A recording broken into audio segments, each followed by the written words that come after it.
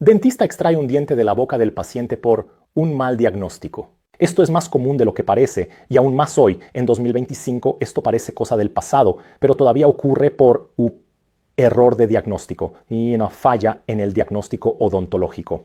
Esto sucede porque los dentistas no están conociendo o no saben hacer el diagnóstico paso a paso de una condición muy importante en odontología, que es el dolor neuropático del tipo neuralgia trigeminal.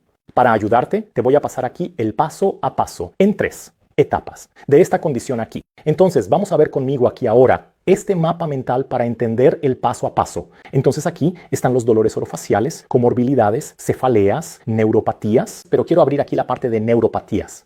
Existen en odontología neuropatías episódicas y neuropatías continuas.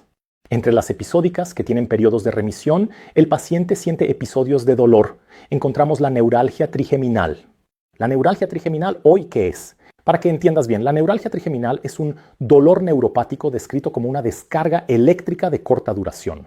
Pero, ¿cuáles son las características que necesitas descubrir aquí en nuestro paciente? Primero, el dolor es en ausencia de una nocicepción obvia.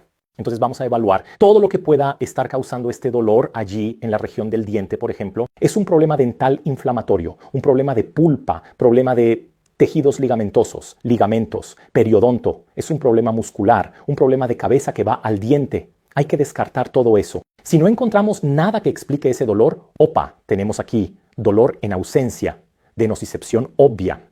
Segundo, el dolor puede ser intenso y no proporcional al grado de estimulación.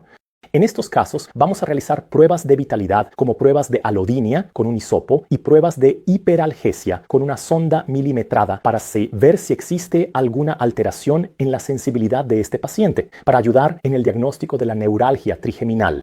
Y tercero, la calidad del dolor se describe como un choque o punzada fría que generalmente dura segundos hasta un máximo de 2 minutos. Entonces una neuropatía episódica. ¿Y sabes cuál es el problema de esto?